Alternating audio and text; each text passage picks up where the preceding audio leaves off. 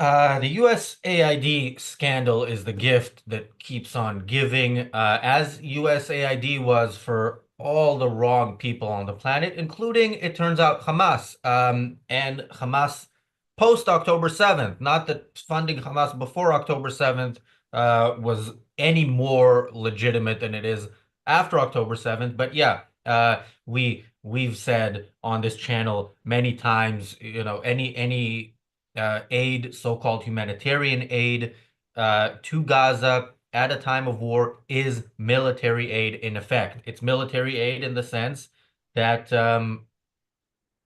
you can't fight if you can't eat.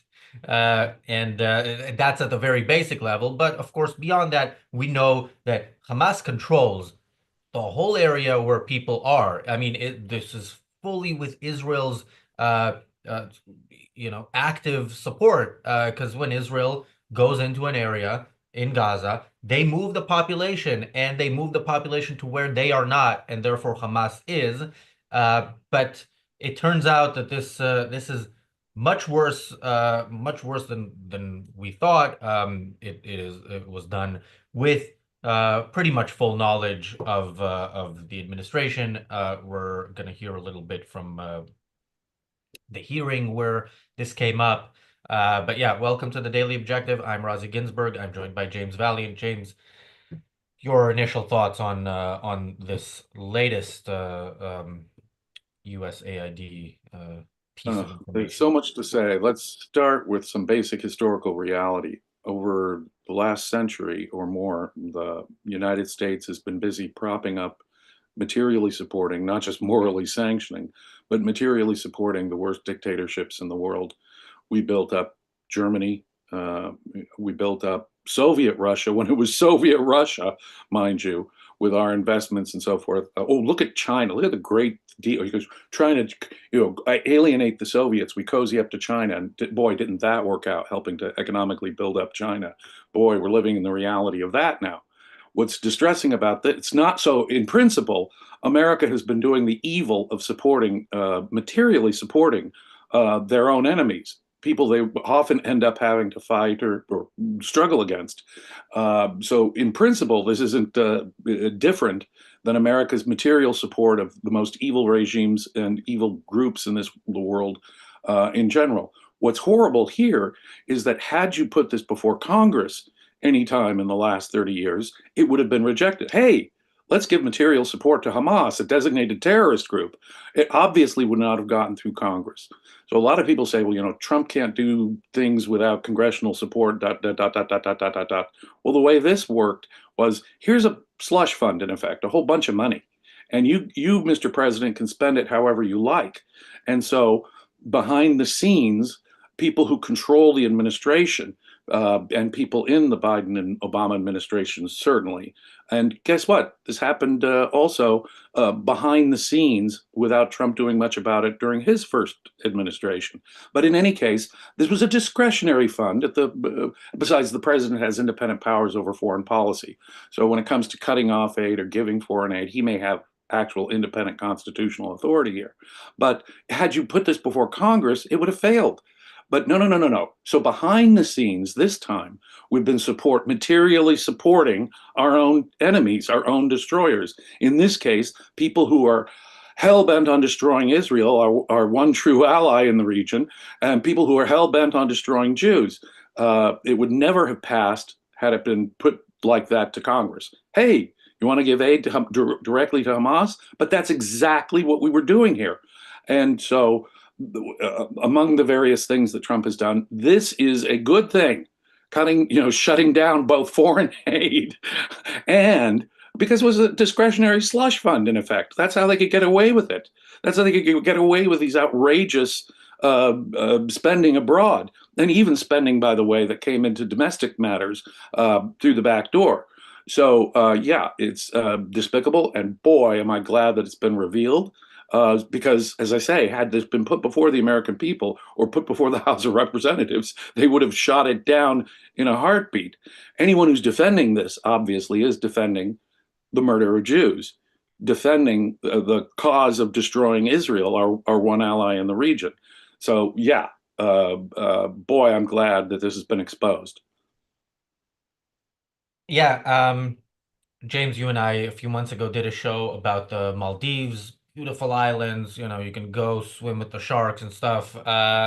Despicable regime, and we talked about them in the context of they decided they're not going to allow Israelis into the country anymore, and then they kind of walked it back because they were afraid US foreign aid to the Maldives would stop. And for us, the main question was what? Why is the US giving money to the Maldives? Like for what purpose? And yeah, it turns out the US was wasting a lot of money in a lot of places, or worse than wasting money. Sometimes you buy Much something, you think, you know worse. what, that was a waste of money. This is much worse. This is actually giving money to murderers and the worst kind of people on the planet are basically alive and can live to fight another day because of U.S. taxpayer money.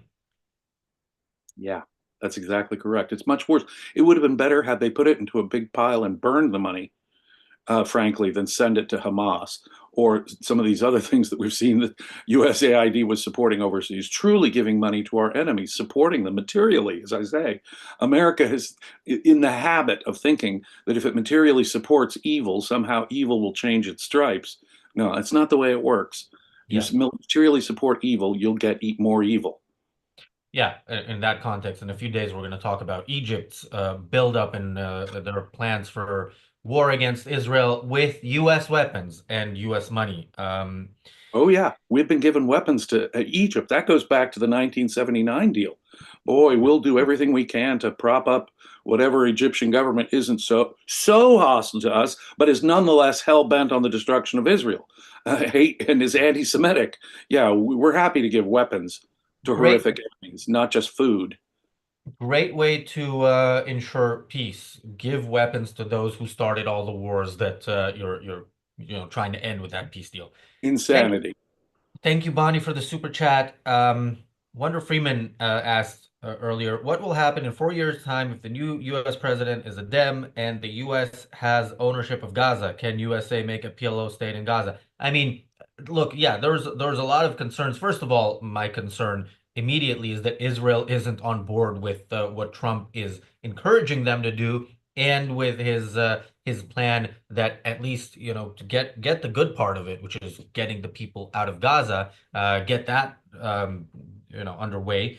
But yeah, it could be that Trump says they don't get to come back, and the next president changes that, and I don't know. That's a good question, and It is the weakness of doing things through executive order. We have to have Congress cut off, or Congress make sure, no, you can't do this unless you bring it to the light of day. At least, at the very least, as I say, if the American people had known that money was going to support Hamas, it would not have been able to pass through Congress. And so at least have some sunshine. There should be a disclosure act about such things that connects it, that hooks the money to it. You can't provide foreign aid, Mr. President, unless you disclose to us beforehand who the hell is getting this aid, what kind of aid you're giving. That would be essential. But unless it's enshrined in a statute, an act of Congress, any president could change it. Some pro-Hamas, anti-Israel president in the future could, by executive order, say, no, see, Congress has authorized this money, and I'm going to spend it, as I choose. And that could include, indeed, supporting Hamas or Hezbollah or Iran or the worst actors on this planet, I'm afraid. yeah. Starhopper says, "Oh, Biden administration wasn't even an ally of Americans, much less Israel." Yes, that's true. Now, Trump is also not an ally of some U.S. allies, as we're going to talk about on the reality show. So yeah, let's let's find somebody who's good on everything Well, somebody who has for some moral 2020. principles. A lot of what Trump is doing is he's articulating with clarity what past U.S. presidents did, more subtly and clandestinely. Calling Zelensky a dictator rather than, I know that's another issue, but calling Zelensky the initiator of the war, he's the dictator, and not saying that Putin is a dictator. What Trump is articulating is the same kind of morally dubious policy that is real politics, sort of pragmatic policy America's been following, as I say, for more than a century now. Trump is giving a naked, unprincipled defense of, out loud, admiring dictators, for example. So, yeah, could we please have a president who's has some moral character and some moral principles to scrape together? Would be Yeah. my preference. Um, let's hear a little bit of this hearing where yeah, where this came to light in a sense. Let's use Gaza as our case study. $2.1 billion in American taxpayers' money to Gaza since October 7th when Hamas invaded southern Israel. USAID money was going in terms of an emergency use authorization to try to go to parties that USAID formerly had a relationship with in the Gaza Strip. They had to have been vetted by OFAC. They should have been vetted against the special designated terror list from the State Department and from other Treasury organizations. Waivers were granted because they said that there was an emergency use to have that money come in to Gaza, thereby jettisoning the usual typical screening procedures. As a result, 90% of aid that was going from the United States by way of its agents in Gaza ended up in Hamas-controlled areas. Yeah. And this Okay. is ridiculous. There was definitely an emergency. They were, unable to kill Jews as easily as they previously were. I mean, 2.1 billion. You know what ARCUK would do with $2.1 billion? Not kill anybody, for starters. Not support Hamas in the wake of October 7th. My God, $2 billion to these monsters?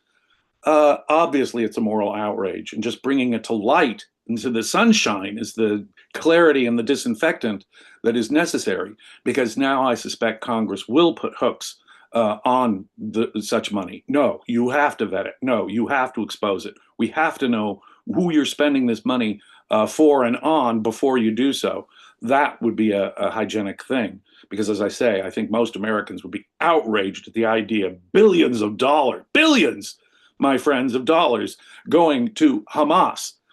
Recently, it's an outrage. It's an outrage. We might as well have been giving I don't care if it was food, medicine, what the hell it was. It kept Hamas fighting, able to fight, able to keep going. You may as well have given them rocket launchers like Iran does. So there we are, in effect. I don't know. Let's compare how much support they got from Iran and how much support they got from us. That's how despicable American policy is in this regard. Yeah, and this also helped push the lie that would have been pushed anyway, that Israel is starving the population, because it goes to Hamas. Now, we don't see evidence of starvation even by Hamas, but we do know that they made it a lot more difficult for people to access some of that aid than it was in places where there was no Hamas, where Israel actually distributed that aid, which again, none of it should have been distributed, whether through Hamas or not.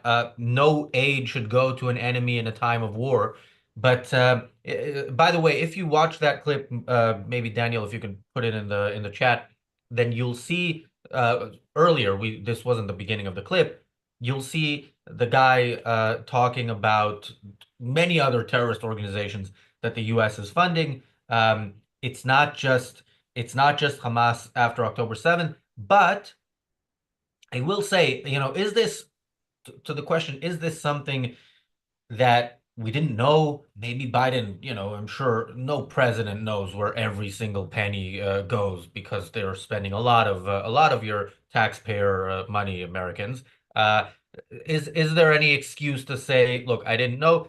Let's look at another clip, and this is we've shown this before. This was when Biden was still president. This was before the election. I think it was before Biden, while Biden was still running for president, not just running because he didn't know where he was going.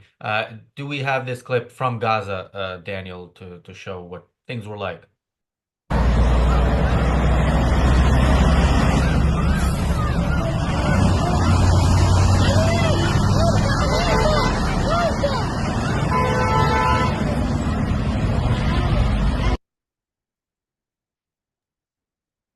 mean, that's who is the gunman protecting that aid from? The people who it's supposedly going to. And yeah, again, you can't be armed in Gaza unless you're Hamas or unless you're Israel and you go and fight your way in. So yeah, this is not news. It's You're right. The president may not know where everything goes, but you would think that he would say, "Hey, I want to know. I need to know. Let's get this known. Let me find out and let the American people find out. Let's let Congress know where this money is going."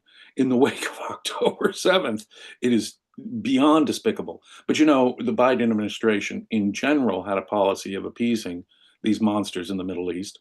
You pointed out aid to Egypt. You pointed out, and look at Biden's policy towards Iran. He lifted the oil trading sanctions that Trump at least was imposing on Iran. No, Biden, I'm not sure how Biden would have privately felt if he did know, and I'm not sure that he didn't know. But the point is, this was within his discretion. The American Congress is their own budgetary line item process has been thrown out the window. So what they do is they just throw big gobs of billions at some administrative agency, and the president can spend it as he chooses. So it is the people who he put in charge there who, at the very least, knew. That tells you something about people in the Biden administration. They, again, it may have been the height of naivete in some cases, the belief that, well, yeah, if we just, feed them a little more, if we just show them how nice we are, if we just give them another billion, then golly, they'll suddenly turn around and turn into civilized people who don't want to destroy Israel and America. No, that's not the way it works. What you're doing is you're morally supporting them and sanctioning them, and you're going to get more of the hell. If you pay for it, you get more of it, generally speaking. And someone should have recognized that, whether Biden actually knew it or not. Yeah, and you said, you'd think he'd want to know where that money is going. I mean, he certainly wanted to know what's being done with U.S. aid to Israel. He wanted to know Oh, how those yes. weapons are used. I mean, I keep saying the one coherent line he had in that debate with Trump that cost him his candidacy was uh, responding to the accusation that he's holding back weapons that are weapon shipments to Israel. And he said the only thing we're not sending them is 2-ton bombs, which are not very effective in urban warfare. Of course, complete nonsense. They're super effective, and we've seen how multiple 1-ton bombs worked in Beirut with Nasrallah. So of course they're effective.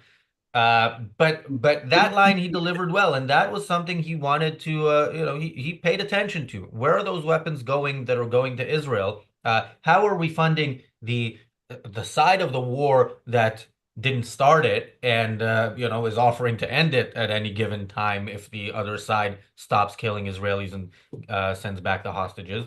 That was less interesting to him. That's right. It's like the attitude of these thugs at Barnard College harassing Jews and shutting down classes. The attitude is we have to be strict and careful about. I mean, maybe not that far, cut Israel and divest Israel completely. No, but we have to be careful. Now, in a world with tunnels, like in Gaza or in Lebanon, what do you think the kind of munitions that are required to get at those tunnels underneath the ground are? The big bombs. No, he was all careful, about what military aid goes to Israel after they've been attacked, but not so careful, it seems, about billions going out the back door to support Hamas.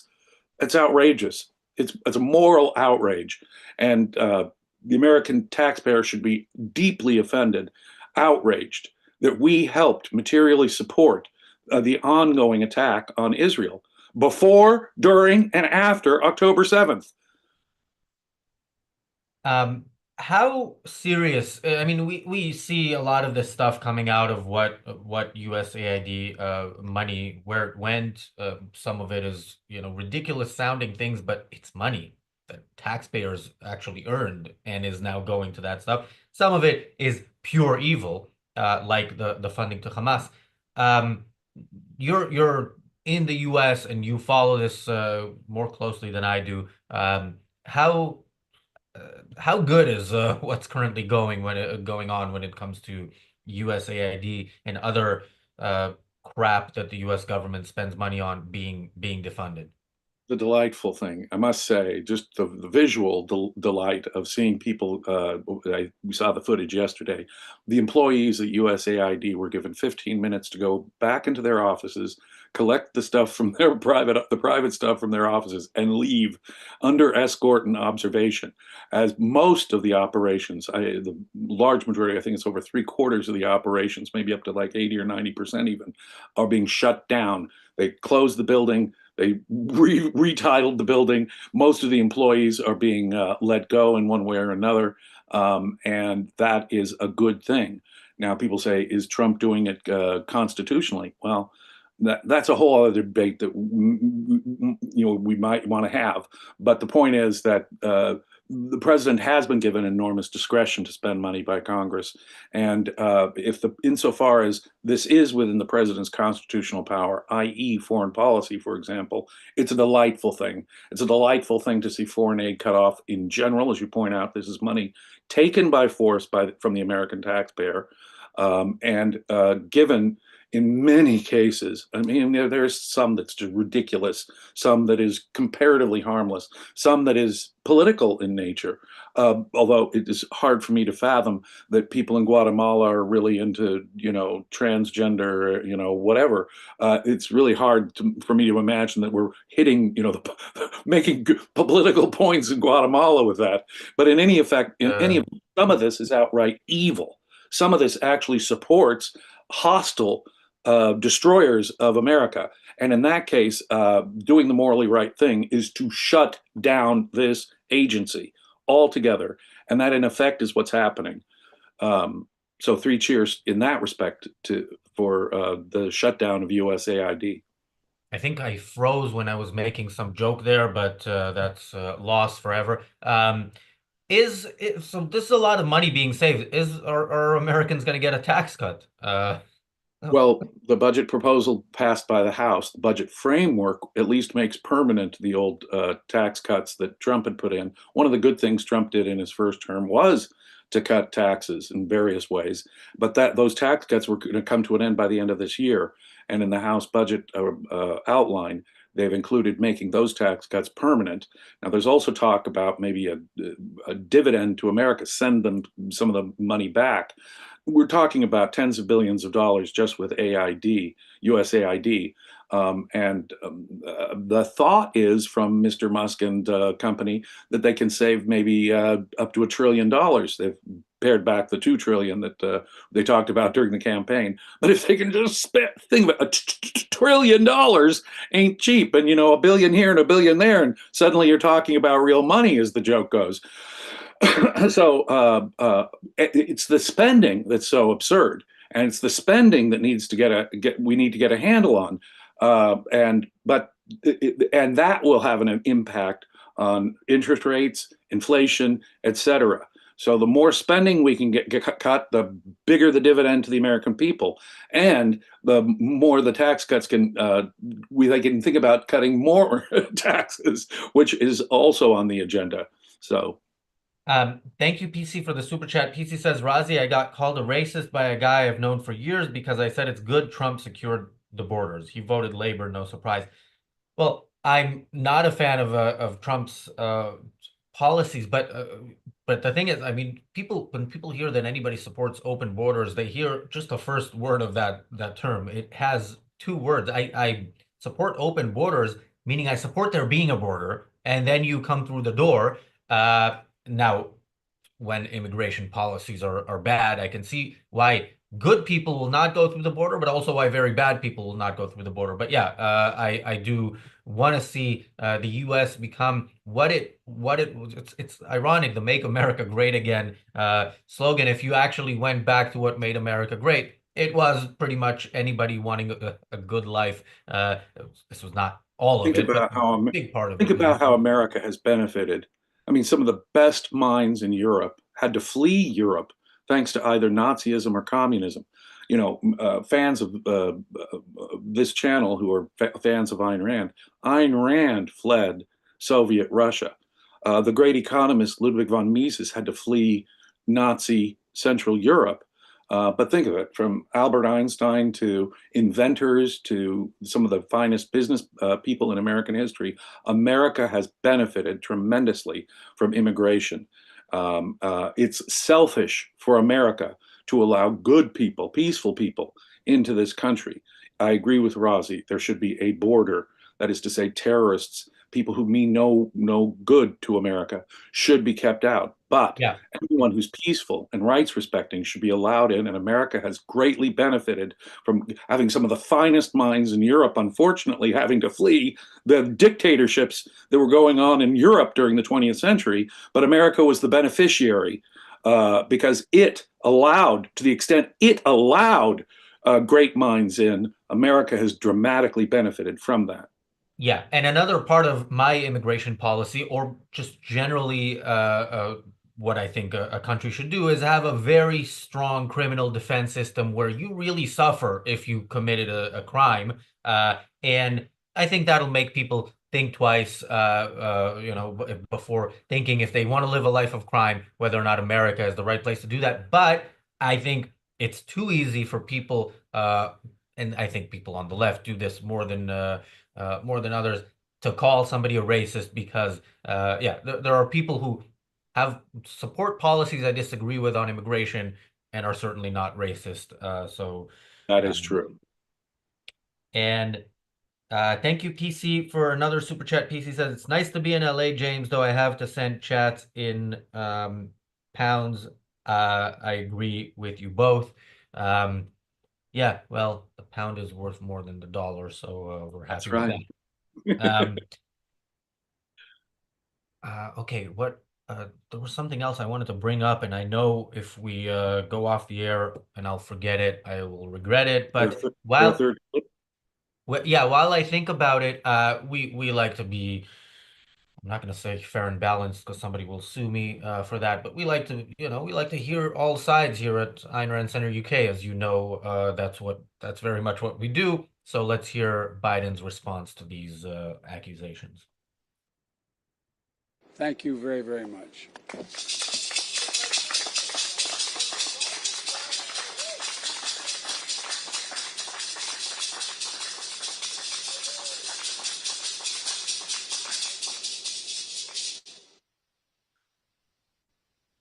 This is like the this is like the Emory economics professor for me. This is one of those clips that, yeah, when you tune into a show on this channel, especially with Biden's name in the title, expect to see that clip. Some of And us. where was he there? In Brazil, sanctioning a dubious regime there in Sao Paulo, wasn't he? He was there for some international conference sanctioning morally Brazil. You see, it's not just Venezuela, it's not just Iran, it's not just China and Russia and North Korea that we should have no relations with. It's nations. Consider, for example, Brazil's policy towards Israel, trying to arrest Israeli soldiers or investigate at least Israeli soldiers who have to be secreted out of the country. We cannot morally sanction morally dubious nations like that. If so, we ourselves are participating to some degree in their immoral actions, their immoral conduct. But Biden, what, he couldn't, I mean, he was, what, wandering off into the Brazilian Well, rainforest this is there aimlessly. this is why we need James Valliant on shows. He sees the philosophical aspect of it. I see, basically, as Robin says, thank you very much. Wanders off into the forest. For me, it's a comedic, somewhat. I'll put it this way: it would sadden me more if this was not a person who did evil throughout his career and the most evil right at the end of it. Indeed. Yeah. Indeed. He sanctioned what Biden put, the pressure he put on Israel, the sanction he gave to the worst elements in this world was horrible. He held back the proper weapons from Ukraine. That's why Trump can be in this position of, turning his back on Ukraine and giving sanction to the aggressor, Russia, in this case. But no, it's the American foreign policy has been amoral. And guess what? The cult of moral grayness, ladies and gentlemen, the cult of, you know, look, we've got to be realistic in this world about who we have to deal with, is just wrong. It is in practice, it is suicidal. Behold. And The Cult of Moral Grain is also an essay by Ayn Rand in The Virtue of Selfishness, or am I? Yes. Yeah. No, correct. Yeah. Highly recommend. Thanks, James. Thanks, everybody, for watching. The reality show follows with a conversation about Zelensky's visit to Washington. I mean, yesterday Trump was surprised to hear that he called Zelensky a dictator. What mood is he in today? Is he pro-Ukraine today? Is he pro his buddy Putin? I can't imagine I having said what he said. I'd say we'll find out on the reality show, but no, that's not what we offer here on this channel. We try to offer only the possible, not the impossible. So we will provide commentary on what we know and not things that are beyond our ability to know. Thanks again, James. The reality show starts in a couple of minutes. Be safe.